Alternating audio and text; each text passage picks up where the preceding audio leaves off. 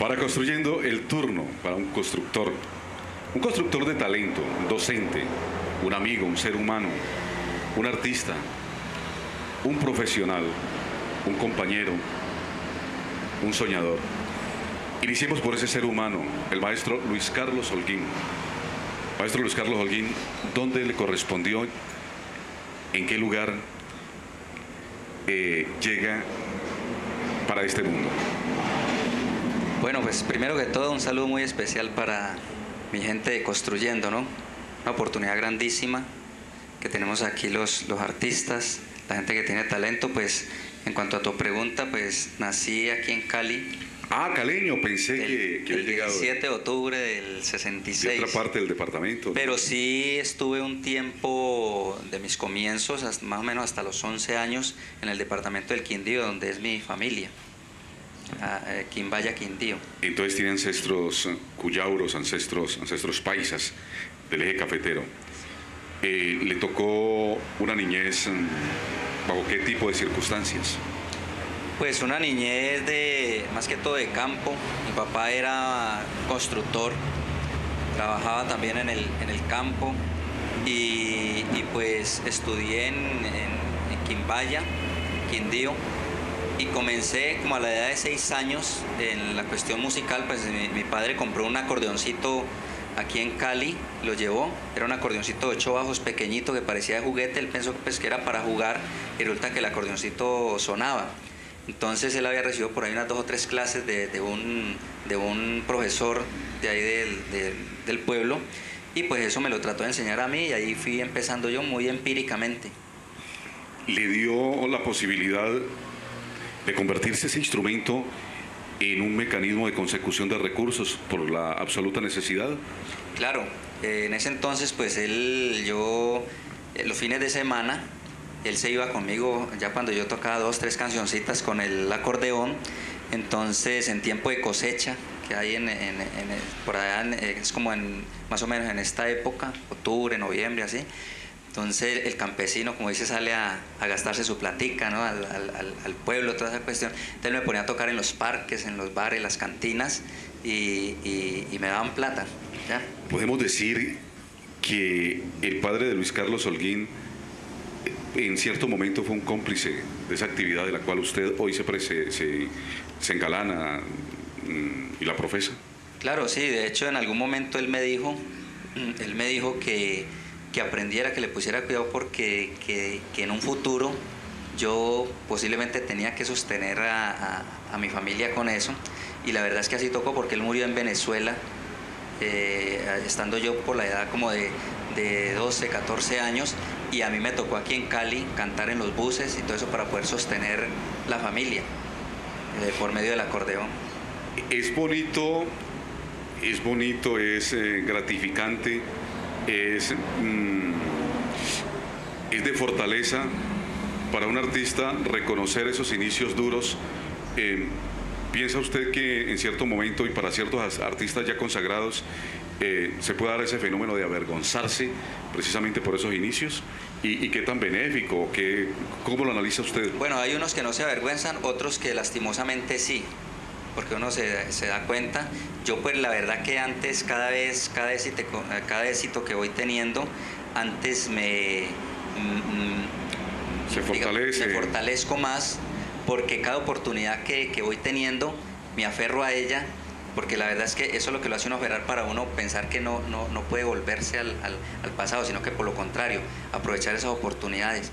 Y para mí yo creo que es mejor uno tener unos comienzos como ese, porque digamos, cuando las cosas no se le dan, como a muchos que se le dan, por ejemplo en el caso aquí que funciona la academia, que seguramente ahora hablaremos de eso, que uno puede ver muchas veces que hay muchachos hoy en día que lo tienen todo, piden una guitarra de 1 millón y la tienen. En cambio a nosotros nos tocó muy, muy difícil.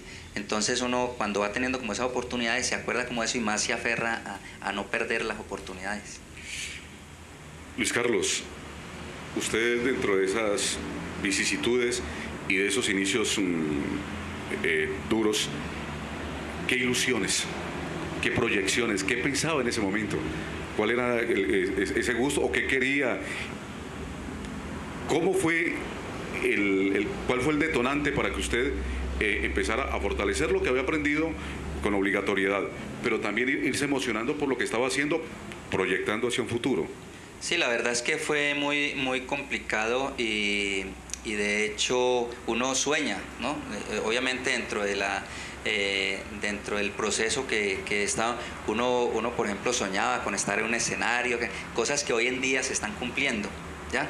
Por ejemplo, en el caso hoy en día con lo de Luisito Muñoz, que tengo la oportunidad de ser el pianista de él, entonces uno ya está en un escenario, no directamente cantando, pero sí detrás del artista, y de alguna manera uno está viendo como dice, las caras de la gente, todo, alrededor de muchas veces de 15.000, 20.000 personas y más. Entonces uno tiene sus sueños. De todas maneras, la incursión en sí, seriamente en la música para mí, pues fue algo siempre complicado, vino desde la necesidad, que a veces es necesario para poder surgir, a veces tiene que haber cierta presión. Pero hubo academia en principio. No, más que todo empírico.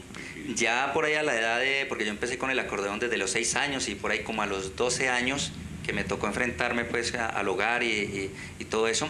Entonces tuve la oportunidad por ahí con una primera orquesta en donde yo no tenía piano, sino que tenía el acordeón, pero empecé ya con el teclado y yo ya tocaba y cantaba algunas canciones, entonces yo llegaba a las orquestas tocando piano y acordeón, entonces hubo un tiempo donde tuve cierta acogida, cierto apogeo, que eso me sirvió para poco a poco ir surgiendo. ¿Cuándo Luis Carlos empieza a entender que la docencia hace parte también de su derrotero de vida? Bueno, la verdad es que yo tengo un tío, que es mi tío Didier, que él tocaba guitarra, él enseñaba, él estudió algo en el conservatorio, en el instituto, todo eso. Entonces él me comenzó a enseñar ya como la parte de la gramática, y él me decía que me metiera a la docencia, que enseñara, que eso de todas maneras era lo que servía, porque él tuvo alguna experiencia de pronto con agrupaciones, entonces él no estaba muy de acuerdo con la cuestión de las agrupaciones, por esto que a veces del trago, del desorden que hay, toda vaina. Entonces él me trató, digamos, de inculcar esta parte de la enseñanza, y yo en algún momento pues no le paré muchas bolas, como le dice el dicho, sino que pues por ahí así él me conseguía algunos alumnos y todo eso, pero tuve un tiempo que no, y ahora pues ya prácticamente me metí muy de lleno, y pues le doy en parte la razón. Obviamente combino las dos cosas, ¿no? La parte de la docencia, la enseñanza, con la parte de tocar en grupo y todo esto. El maestro Luis Carlos Holguín, el ser humano, el docente, hablemos del compromiso social de Luis Carlos Holguín. ¿Cómo empieza a sentir los mismos golpes de la vida, las mismas circunstancias le invitan o le afectan en lo formativo? Y pues obviamente le crea unas expectativas de interactuar con los demás. Ese es un compromiso social. ¿Cómo lo ha asumido Luis Carlos?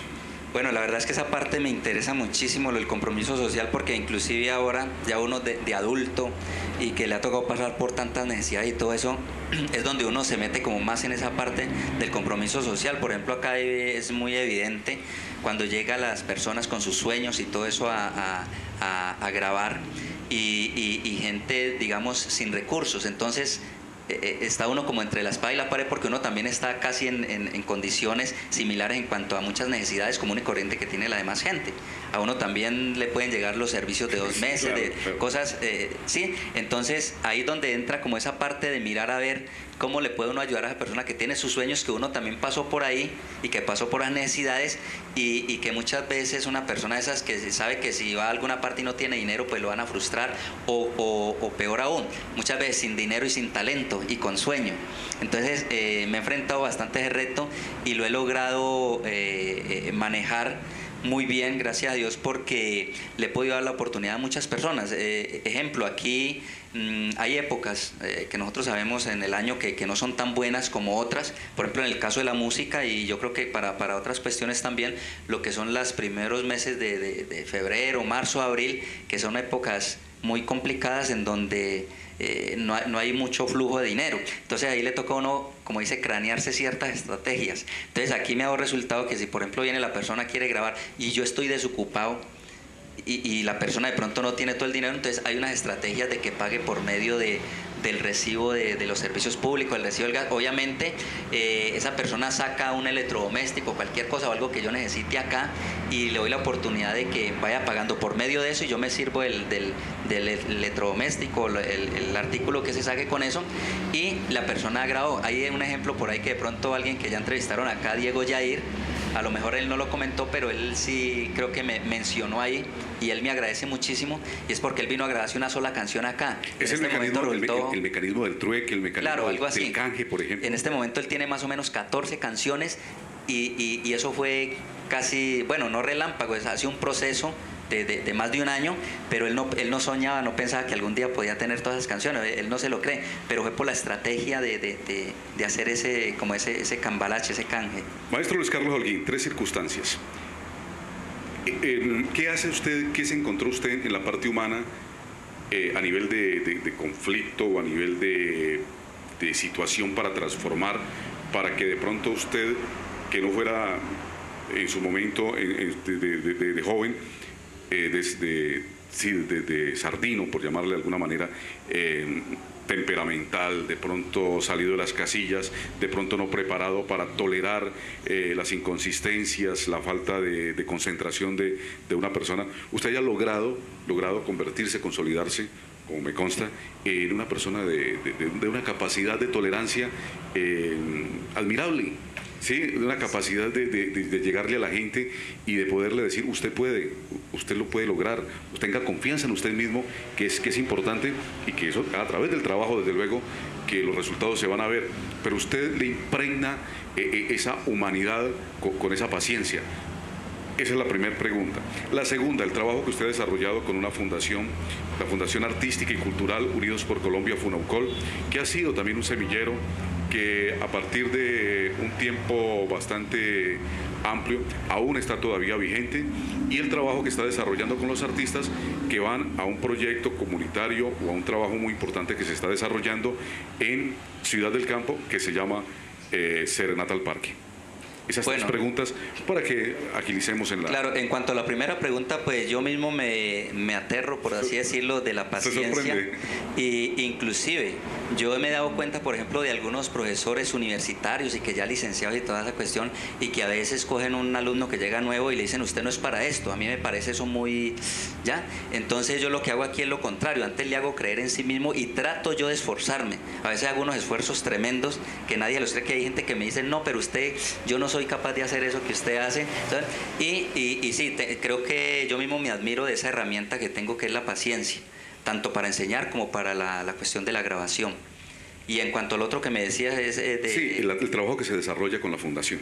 Bueno, el trabajo que se desarrolla con la fundación, pues la fundación fue algo que surgió hace algunos años de un grupo de amigos que nos reuníamos a cantar, y ahí surgió la idea de una fundación. Y sí, como usted lo dice, ha sido semillero, ha sido como una plataforma para muchos cantantes que hoy están pues ya con sus agrupaciones, ¿sí?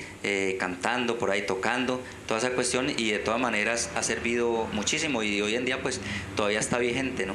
Sí, y la sustentación que se realiza en la parte artística para el trabajo que se desarrolla en Ciudad del Campo, la Serenata al Parque. Claro, y también, claro, oportunidades como esta de la Serenata al Parque, y no solamente contigo en la Serenata al Parque, sino hay algo otros amigos que tienen también otras actividades. Por ejemplo, los sábados ahora vamos a intercalar también con alguien que tiene un programa en un sitio aquí en la ciudad de Cali, los domingos también, que nos ha brindado la oportunidad. Entonces vamos a comenzar a mandar artistas allá. Entonces lo bueno es esa conexión que uno va haciendo. ¿Cómo? Sí, el señor Perlaza.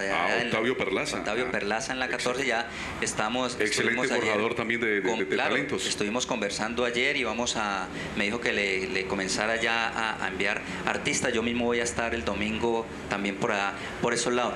Entre eso, y también a veces los mismos alumnos se meten como en el cuento. Por ejemplo, en este momento hay un alumno que se volvió amigo, por así decirlo, porque eso es lo bonito de esto, que alguien viene a estudiar aquí y uno ya sigue siendo como amigos de ellos.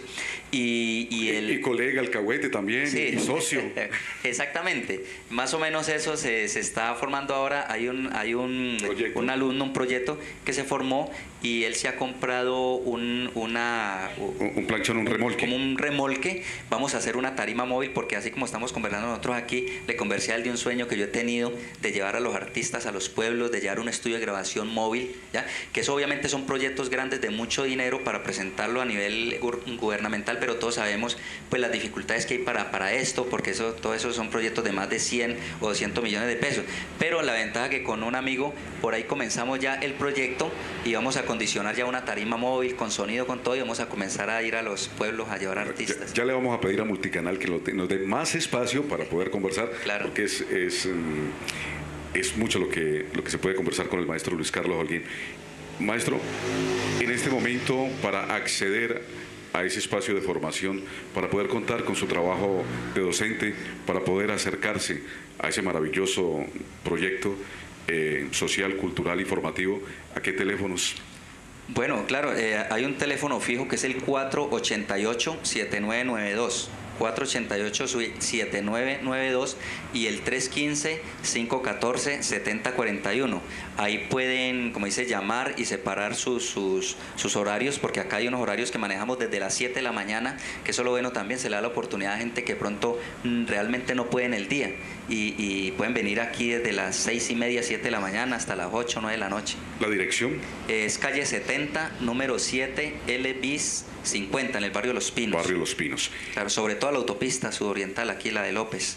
Para niños de 8 a 80, de 8 a 80 y más. Y más. Sí, después de que pueda mover los dedos y pueda hablar.